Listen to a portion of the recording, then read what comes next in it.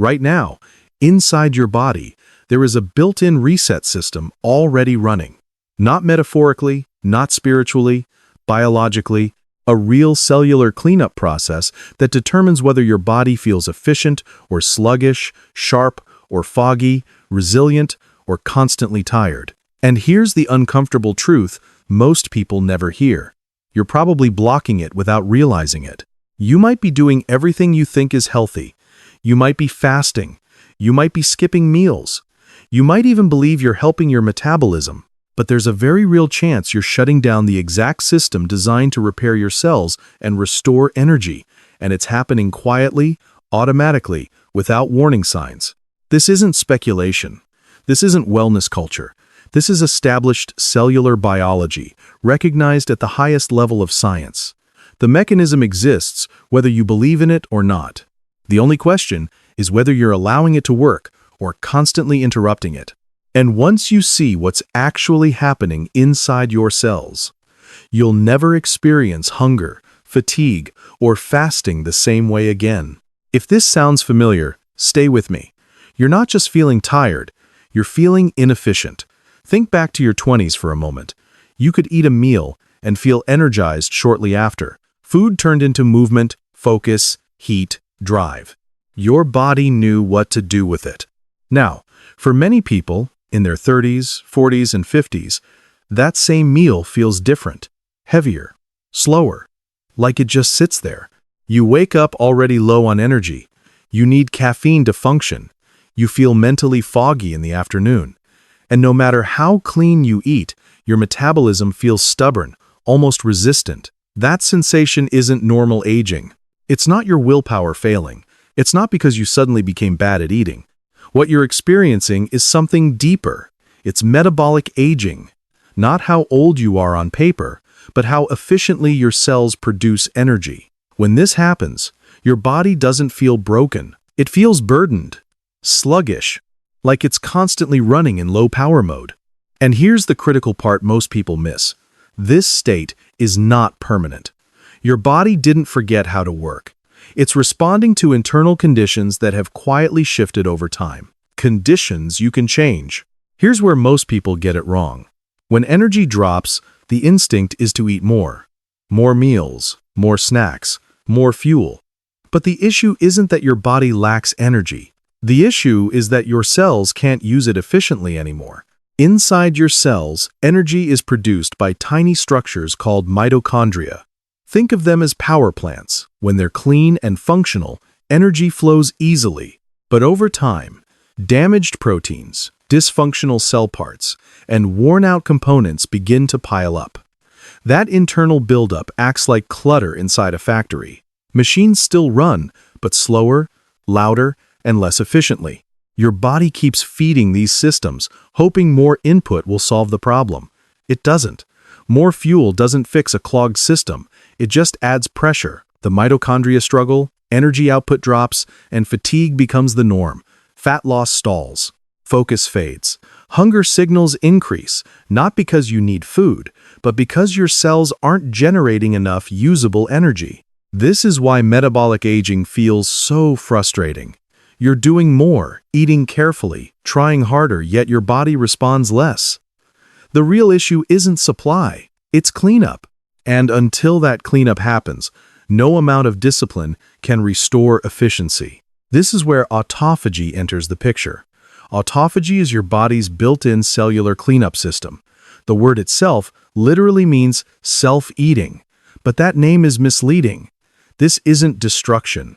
It's precision recycling. Your cells identify what's damaged, dysfunctional, or no longer useful, break it down, and reuse the raw materials to build something better. Think of it like a city cleanup crew. When old infrastructure starts crumbling, you don't keep stacking new buildings on top of broken foundations. You clear out what no longer works first. That's exactly what autophagy does at the cellular level. It removes damaged proteins, clears out worn-out components, and targets dysfunctional mitochondria so healthier, more efficient ones can take their place. When this system is active, your cells operate in a clean environment. Energy production becomes smoother, fat becomes easier to access, inflammation drops.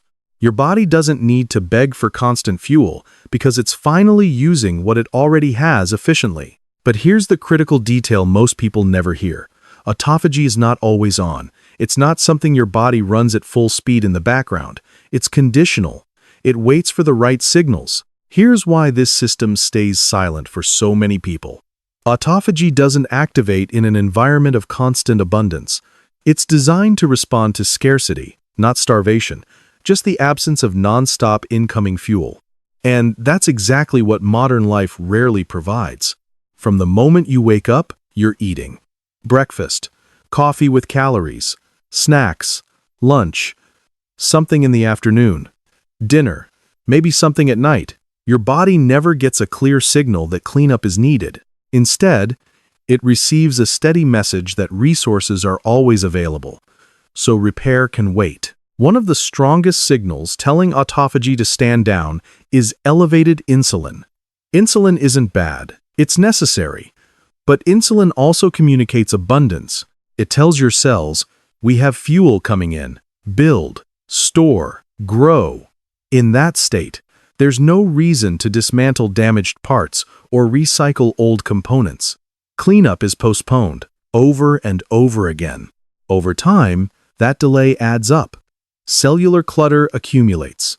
Mitochondria operate under stress. Efficiency drops quietly, gradually, without dramatic symptoms at first. You don't feel broken. You just feel off. And because this process happens slowly, most people never connect it to how often they're eating. This is where everything flips. Hunger is not a malfunction. It's a message. A biological signal that tells your cells the environment has changed. Not that you're in danger. Not that you're starving, but that incoming fuel has paused long enough for efficiency to matter again. When that signal appears, your body releases ghrelin, often labeled the hunger hormone. But ghrelin does more than make you think about food. It's one of the signals associated with initiating cellular efficiency and cleanup. When food isn't arriving immediately, your cells adapt.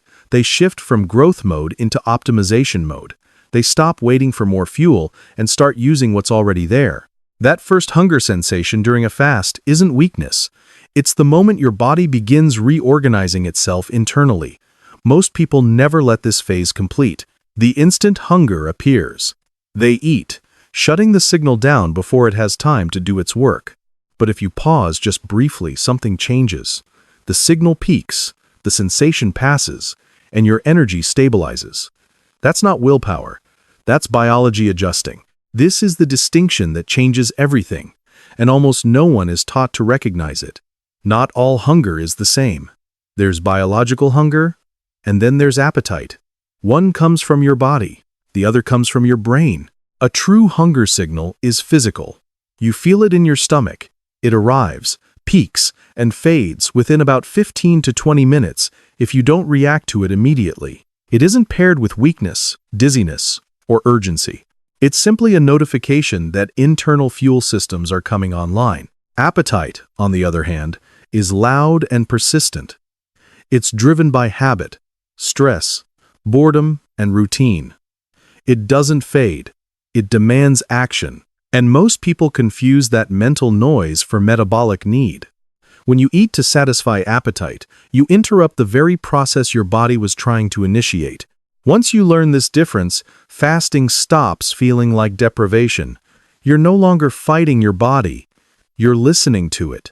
And when you allow that first hunger wave to pass, something surprising happens. Your energy steadies, your focus sharpens, and the urge to eat fades because your cells are now fueling themselves. This short window is where most people fail, and it's not because they're weak. It's because no one ever explained what's actually happening during these first 15 to 20 minutes. When that initial hunger signal shows up and you don't immediately eat, your body doesn't panic, it adapts. During this brief pause, ghrelin rises and then stabilizes. Insulin stays low. Energy availability drops just enough to force efficiency. Your cells receive a clear message: use what you already have. That's when internal fuel systems begin to take over. Fat becomes accessible. Cellular cleanup processes begin to ramp up. Not all at once, not dramatically, but decisively. If you interrupt this window by eating, even a small snack, the signal shuts off. Growth mode returns. Cleanup pauses. But if you simply wait, something unexpected happens. The hunger sensation fades on its own. Your energy doesn't crash, it steadies. Your mind clears. This is the moment many people misinterpret as getting used to fasting. It's not adaptation through willpower. It's adaptation through biology. Your body is switching modes. And once that switch happens, the process becomes easier, not harder. This is where you can dramatically amplify what your body has already started. Movement during this window doesn't drain you.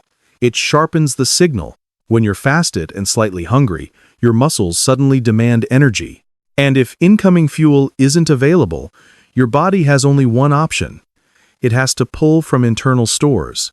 Even light movement changes the conversation inside your cells.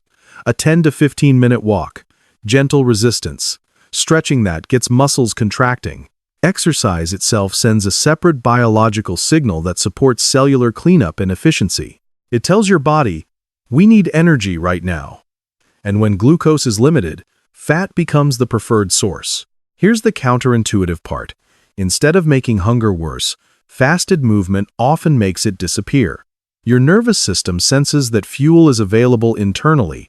The urgency fades, focus increases, energy stabilizes. This is why people are often shocked by how good they feel after moving while fasted. You're not pushing through exhaustion. You're unlocking access. Multiple signals are now pointing in the same direction: low insulin, energy demand, and internal fuel mobilization. When those signals align, the response isn't gradual, it's amplified. There's one more signal that quietly amplifies everything you've already set in motion, and it's one most people underestimate. Heat is a biological stressor, and in the right dose, stress is exactly what drives repair. When your body is exposed to heat, whether through a hot bath, a sauna, or sustained warmth, it responds by producing heat shock proteins. These proteins act like cellular guides.